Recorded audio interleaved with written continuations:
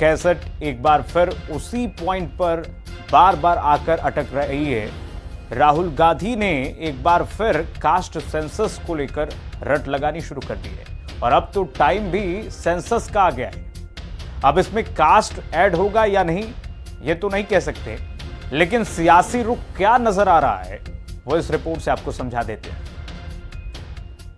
वो मोदी जी मॉडल चलाने की कोशिश कर रहे हैं, महाराजा वाला, वो शहंशाह वाला मॉडल।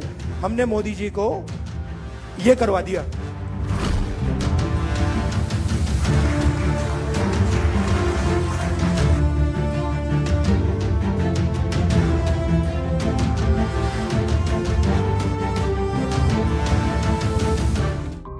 पॉलिटिकल कोलिएशन से निपटना नरेंद्र मोदी को अच्छे से आता है, लेकिन चुनाव में कास्ट का कोलिएशन बना तो दिक्कत हो गई।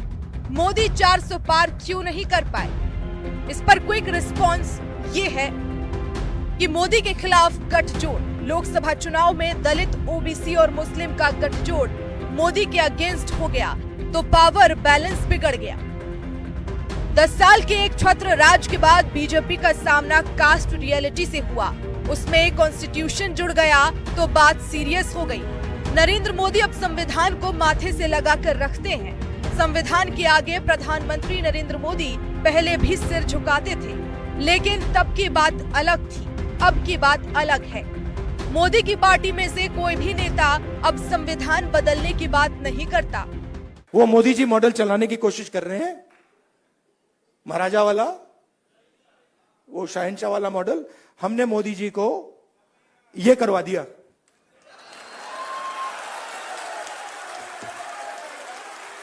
आप अपने आप को नॉन बायोलॉजिकल समझते हो। आप अपने आप को नॉन बायोलॉजिकल समझते हो। आप अपने आप को डायरेक्ट भगवान के साथ कनेक्शन समझते हो। Wrong number, wrong number. चुनाव के एकदम बाद ये मैंने कहा, देखो, हिंदुस्तान के किसानों ने, मजदूरों ने सिर झुकवा के कॉन्स्टिट्यूशन से मत्था लगवा दिया। राहुल गांधी जी को जातीय गणना पर, जनगणना पर बहुत चिंता हो रही है और बिहार में माननीय मुख्यमंत्री नीतीश कुमार जी ने जब जातीय गणना कराया और उस समय हम लोग INDIA में थे,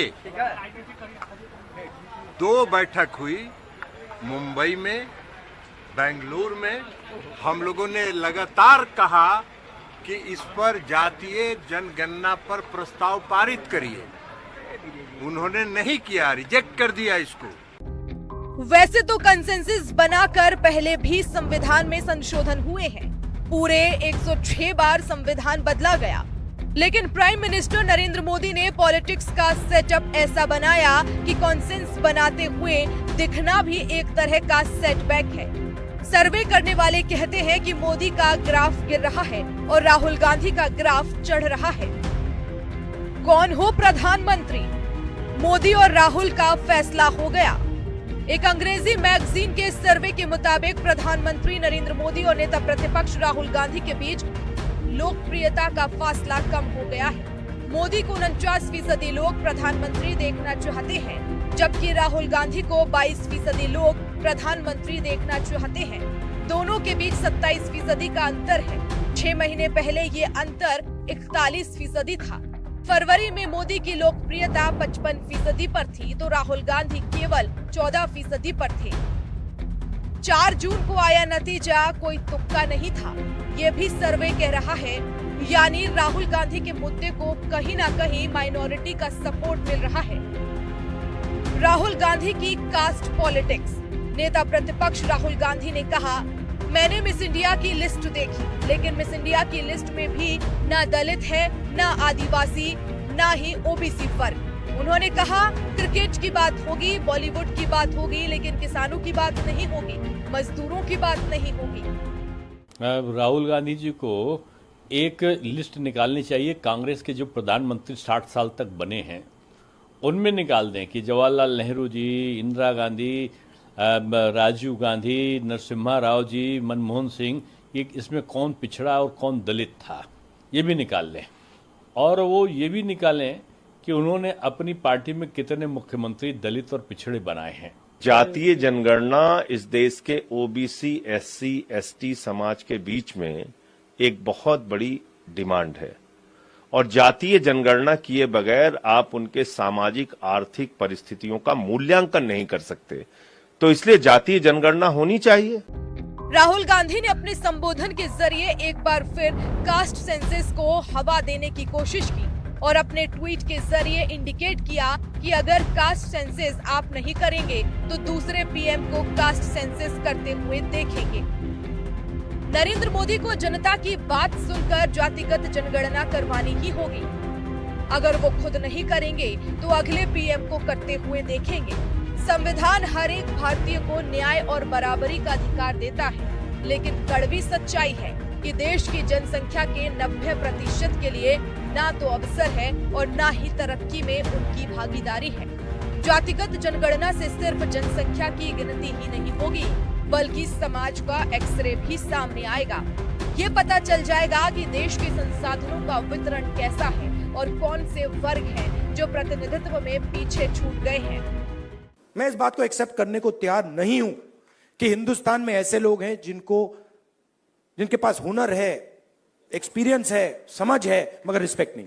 मैं इसको एक्सेप्ट नहीं कर सकता। बाकी लोग एक्सेप्ट कर ले, मुझे कोई फर्क नहीं पड़ता।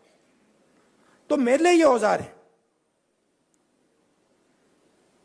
जाति जनगणना हो, 50% रिजर्वेशन हो, मेरे लिए ये जो हिंदुस्तान के जो आत्मा है, 90% जिसको मैं कहता हूं, गरीब लोग हैं, किसान हैं, उनको इस देश में शामिल करने की के औजार है। राहुल गांधी जी का इस समय थोड़ा इलाज की जरूरत है। उनका मेंटल हेल्थ चेकअप होना चाहिए। सबसे जो चिंता की बात है कि आप दुनिया भर का जात जानना चाहते हैं और अपना जाति नहीं बताना चाहते हैं, ऐसा क्यों? तो राहुल गांधी ने सीधा सीधा देश का एक्सरे करने की बात कर दी है और देश में कास्ट पॉलिटिक्स के लिए उन्होंने अपना एंट्री गेट खोल दिया है। 2011 के बाद से देश में सेंसस नहीं हुए हैं और ऐसे में कास्ट सेंसस की डिमांड से अब सवाल उठता है कि क्या पॉपुलेशन सेंसस के साथ कास्ट सेंसस के भी रास्ते खुलने वाले हैं। ब्यूरो रिपोर्ट, हिंदी खबर। और चलिए बात करते हैं जनगणना की। साल 2011 में जब जनगणना हुई थी, उसके हर 10 साल बाद जातीय जनगणना का प्रावधान है, लेकिन कुछ कारणों की वजह से जातीय जनगणना नहीं हो सकी। लेकिन अब जनगणना की फाइनल डेट आ चुकी है। यह जनगणना कैसे होगी, कब होगी, इसकी फाइनल रिपोर्ट कब आएगी, रिपोर्ट में दिखाते हैं आपको। हम कास्ट सेंसस की बात कर रहे हैं, डरो मत। लोग माइनॉरिटी की संख्या को कम दिखा रहे हैं कि जाति गणना के मुझे पता नहीं चलता। सुन लीजिए, नरेंद्र मोदी जाति जनगणना नहीं करते। फाइनली भारत में होने वाले जनगणना की तारीख आ चुकी है। ये जनगणना कुछ खास होंगी क्योंकि इससे पहले जो जनगणना हुए थे वो साल 2011 में हुए थे। उस समय सत्ता में कांग्रेस की सरकार थी और देश के प्राइम मिनिस्टर मनमोहन सिंह थे।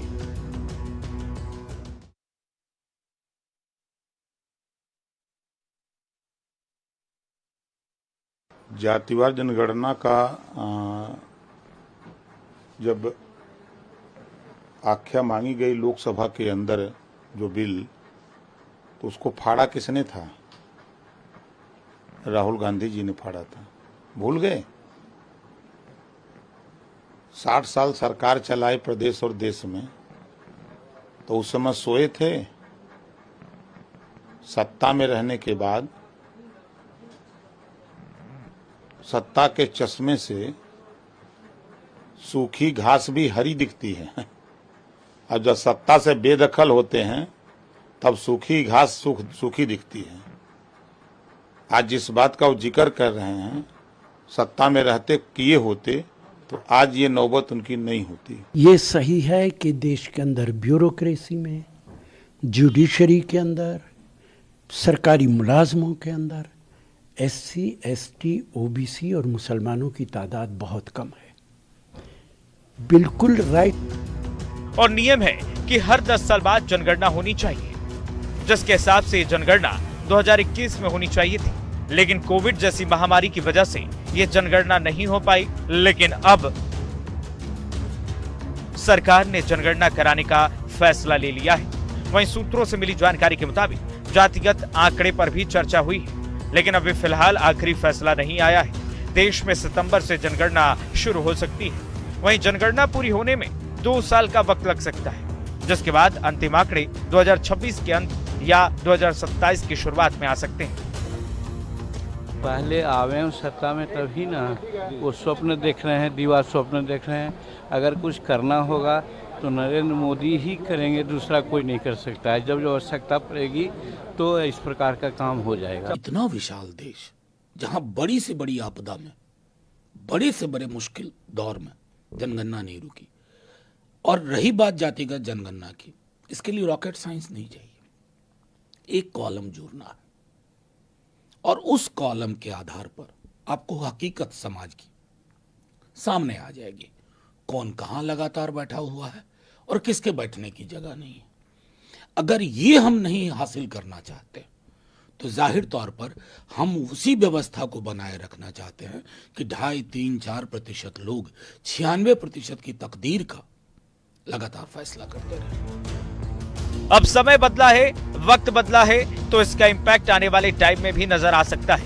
एक सर्कल था जिसके मुताबिक 1991, 2001, 2011 ऐसे सर्कल चलता था,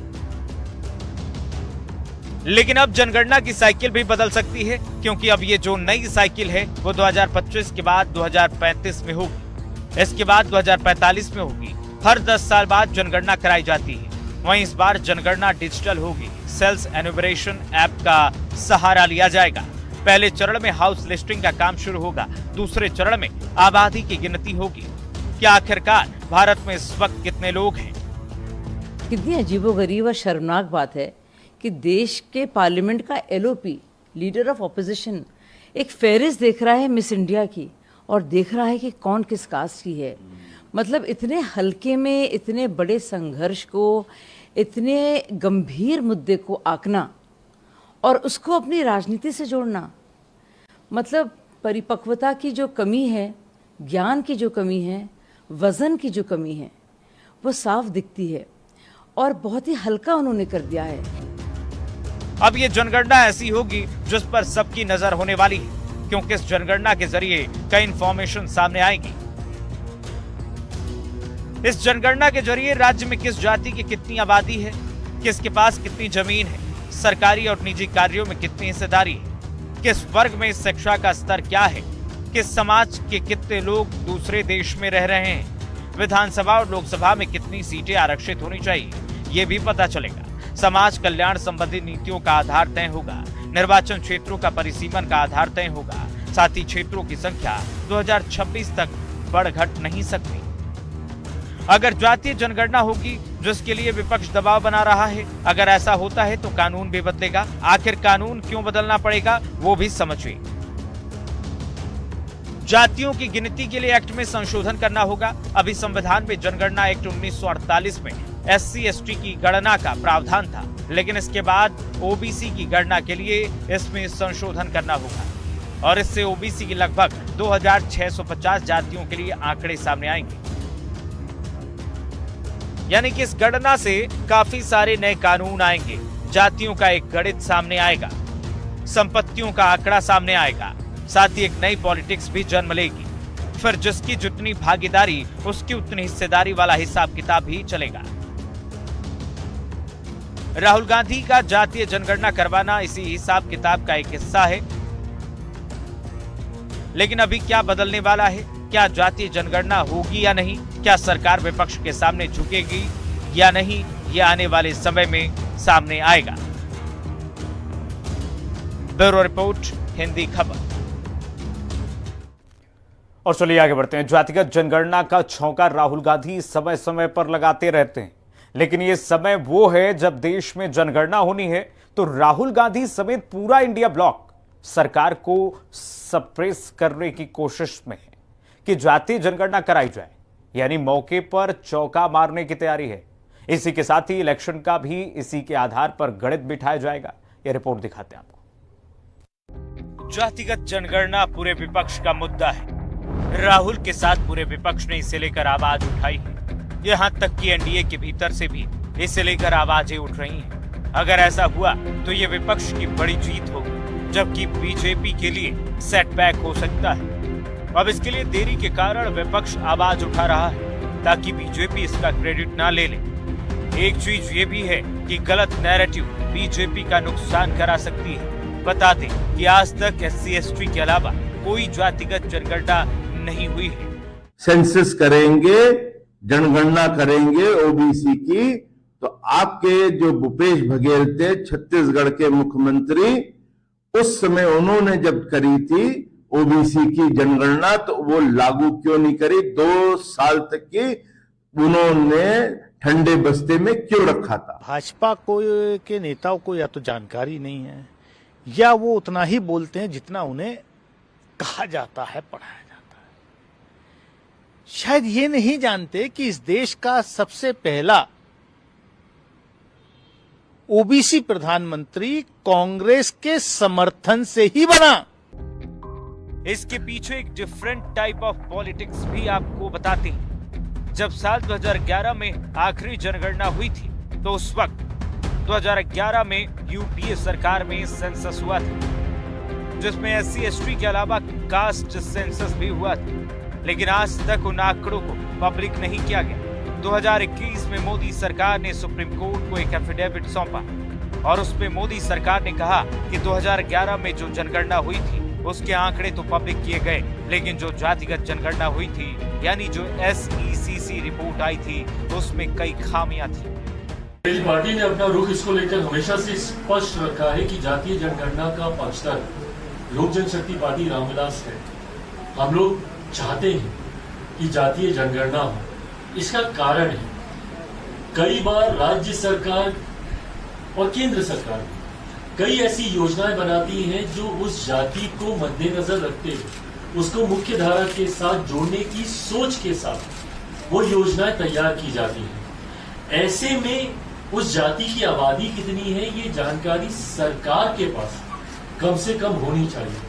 क्योंकि खामियां थी इसलिए इसे पब्लिक नहीं किया गया। अगर बात करें कांग्रेस की तो कांग्रेस सरकार ने 2015 में कर्नाटक में जातिगत जनगणना की थी, लेकिन उन आंकड़ों को पब्लिक नहीं किया गया था। वहीं 2023 में बिहार जातिगत जनगणना रिपोर्ट पब्लिक करने वाला पहला राज्य बना। रिपोर्ट में जो आंकड़े सामने आए हैं अगर उस पर नजर डालें तो बिहार में अति पिछड़े की आबादी 36.01%, पिछड़ा की आबादी 27.12%, अनुसूचित जाति की आबादी 19.65%, अनुसूचित जनजाति की आबादी 1.06% और सामान्य की आबादी 15.52% है। ताजुब की बात है कि आजाद भारत में जवाहरलाल नेहरू, सरदार पटेल, भीमराव अंबेडकर और मौलाना आजाद ने जातिगत जनगणना के लिए मना किया था और कहा था कि इससे देश बट जाएगा। राहुल गांधी की दादी इंदिरा गांधी ने कहा था कि जात पे ना पात पे मुहर लगेगी हाथ पर। राजीव गांधी भी संसद के पटल पर बोले थे कि कांग्रेस जातिवाद पर विश्वास नहीं करती, लेकिन राहुल गांधी को कास्ट सेंसस ही चाहिए। अब समझिए कि अगर जातिगत जनगणना होती है तो इसका असर क्या होगा। जातिगत जनगणना से विपक्ष को फायदा मिलेगा, उसका वोट बैंक बढ़ेगा। ऐसा लगेगा कि सरकार विपक्ष के आगे झुक गई है। साथ ही दलित वोट बैंक इंडिया का ज्यादा और एनडीए का कम हो सकता है, क्योंकि आरक्षण के मुद्दे पर बीजेपी बार बार गिरती रहती है। इसके होने से मंडल 2 जैसी स्थिति पैदा हो सकती है। बीजेपी का परंपरागत हिंदू वोट बैंक बिखर सकता है। साथ ही क्षेत्रीय पार्टियों का दबदबा भी बढ़ेगा। तो समय के मुताबिक पाला कैसे बदलते हैं कांग्रेस पार्टी को बखूबी आता है, लेकिन इस बार सेंसस को लेकर बीजेपी की चुनौतियां भी कम नहीं। अब देखना होगा कि क्या इस बार देश में कास्ट सेंसस होता है या नहीं। ब्यूरो रिपोर्ट, हिंदी खबर। और चलिए बात करते हैं राहुल गांधी की। नेता प्रतिपक्ष और रायबरेली से सांसद राहुल गांधी ने एक बार फिर जाति जनगणना पर जोर दिया। प्रयागराज में राहुल गांधी ने संविधान सम्मान सम्मेलन का आयोजन किया। इस सम्मेलन के दौरान जाति जनगणना के महत्व की बात करते हुए नेता प्रतिपक्ष ने पीएम मोदी की सरकार पर जमकर हमला बोला। रिपोर्ट देखिए। मैंने 2004 से पॉलिटिक्स कर रहा हूं। बीजेपी वालों ने मुझे तंग किया, डिस्टर्ब किया, उनको मैं तो मानता हूं। ऑर्डर आ गया, जनता से ऑर्डर आ गया। अब आपको प्रधानमंत्री जी को ये बात एक्सेप्ट कर देनी चाहिए और ऑर्डर लागू कर देना चाहिए, और अगर नहीं करेंगे तो फिर दूसरे प्रधानमंत्री चाहिए। पूरे देश में आरक्षण और जाति जनगणना का मुद्दा छाया हुआ है। खासकर राहुल गांधी इसको लेकर लगातार बीजेपी पर हमलावर हैं। संविधान को खत्म किए जाने का राहुल गांधी बीजेपी पर आरोप लगातार लगा रहे हैं। लोकसभा चुनाव में इन सभी मुद्दों पर राहुल गांधी का जोर रहा है। ओबीसी आरक्षण को लेकर राहुल गांधी केंद्र और राज्य सरकार को घेर भी रहे हैं। दरअसल प्रयागराज में संविधान सम्मान सम्मेलन में राहुल गांधी शामिल होने गए। उन्होंने ओबीसी आरक्षण का मुद्दा जमकर उठाया। कहा कि आधी आबादी आपकी है, लेकिन आपको आपका हक नहीं मिल रहा। मतलब 90% लोग बाहर बैठे हुए हैं और देख रहे हैं, और उनके सिस्टम में कोई भागीदारी नहीं। उनके सिलेंडर में ना पेट्रोल मिलता है, ना मेंटेनेंस होती है, ना कोई चेकिंग होती है। एक सिलेंडर छोटा सा टक टक टक टक टक टक टक टक चल रहा है। कह रहे हैं भैया दुनिया में, और कहते हैं भैया सुपर पावर बन जाएगा। कैसे सुपर पावर बन जाएगा? 90% लोग सिस्टम के बाहर बैठे हुए हैं। हुनर उनके हाथ में है, स्किल उनके हाथ में है, ज्ञान उनके हाथ में है, उनका कोई कनेक्शन ही नहीं। अब अगर आपकी 10% होती तो कोई कह सकता हाँ भैया 10% आबादी है, ठीक है, बट 90%। मिस इंडिया की लिस्ट निकाली मैंने कहा देखता हूं, मैं कहता हूं देखो यार। जातिगत जनगणना की जरूरत को सामने रखते हुए राहुल गांधी ने कहा, राहुल गांधी का दावा 90% बहुजन, दलित, आदिवासी, ओबीसी, अल्पसंख्यक और गरीब सामान्य वर्ग के लोग, ये सभी लोग अवसरों से वंचित हैं। वंचित होने से देश की क्षमता का पूरा इस्तेमाल नहीं हो रहा। मिस इंडिया में आदिवासी और दलित महिला नहीं। राहुल गांधी ने अपने भाषण के दौरान जो बातें कही, उस पर कहीं न कहीं ओबीसी, दलित और आदिवासी लोगों को सोचना चाहिए, क्योंकि राहुल गांधी की नजर में इनको हायर एजुकेशन देने की जरूरत ही नहीं है। ये हम नहीं कह रहे, ये खुद राहुल गांधी अपने भाषण के दौरान कह गए। बोला, मैं सुना आधा घंटा बोले कि हम आईटीआई बनाएंगे, आईटीआई में लोगों को ट्रेनर बनाएंगे। ये पूरा उन्होंने डिस्कशन किया, मैं सुन रहा था। लाखों पर बढ़ाई हैं, उनसे आप क्यों नहीं ट्रेनिंग कराते? राहुल गांधी ने अपने भाषण के दौरान पीएम मोदी को भी आड़े हाथों ले लिया। उन्होंने कहा कि पीएम मोदी देश को राजा महाराजा की तरह चलाना चाहते हैं, लेकिन लोकसभा के बाद उन्हें संविधान के आगे सिर झुकाकर इसे माथे से लगाने के लिए मजबूर होना पड़ गया। राहुल गांधी ने ये बातें पीएम मोदी के सदन में आते के साथ संविधान को माथे पर लगाने वाले वाक्य पर कटाक्ष के तौर पर बोला। तो अब हम अगर पॉलिसी बनाएंगे और हिंदुस्तान की जो सच्चाई, जो रियलिटी है, उसकी बेसिस पे हम पॉलिसी नहीं बनाएंगे तो उसका क्या मतलब है? जाति जनगणना हमारे लिए पॉलिसी फ्रेमवर्क है, और एक प्रकार से हमारा गाइड, जैसे कॉन्स्टिट्यूशन हमारा एक गाइड है जिसपे ये लोग रोज आक्रमण कर रहे हैं। अपने भाषण को अंत में राहुल गांधी ने जाति जनगणना का भी जिक्र किया, कहा कि हम चाहते हैं कि हर कम्युनिटी का डेटा हमारे पास हो। हमने जाति जनगणना की बात उठाई है और थोड़ा कंफ्यूजन है। देखिए, बीजेपी के लोग कह रहे हैं कि भैया देखो हम जाति जनगणना करेंगे, उसमें ओबीसी का सेक्शन दे देंगे। जाति जनगणना सबसे पहले सिर्फ वहां ओबीसी लिखना का कोई मतलब नहीं है। अलग अलग कम्युनिटीज हैं। लेकिन राहुल गांधी का ये बयान उनके बाकी के बयानों के बिल्कुल विपरीत है। जहां राहुल गांधी देश के विकास की बात करते हैं, देश के हर नागरिक की बात करते हुए नजर आते हैं, वहीं राहुल गांधी के इस बयान से लग रहा है कि मानो वो डेटा के आधार पर अपनी राजनीति को धार देना चाहते हैं। बहरहाल अब इस आबादी को खुद तय करना होगा कि उनको आरक्षण के बल पर बढ़ना है या फिर अपने हुनर के दम पर, क्योंकि संविधान निर्माता बाबा साहेब भीमराव अंबेडकर ने भी कहा कि आरक्षण जरूर है लेकिन इसका गलत इस्तेमाल ना हो। पर आज के समय में ये राजनीति का केंद्र बन गया है। हकीकत में कोई भी पार्टी और नेता ओबीसी के भविष्य का भला नहीं, सिर्फ आरक्षण के मुद्दे पर अपनी राजनीति रोटियां सेक रही है। ब्यूरो रिपोर्ट, हिंदी खबर। और चलिए फिलहाल के लिए स्पेशल रिपोर्ट में बस इतना ही। खबरें लगातार जारी, देखते रहे हिंदी खबर।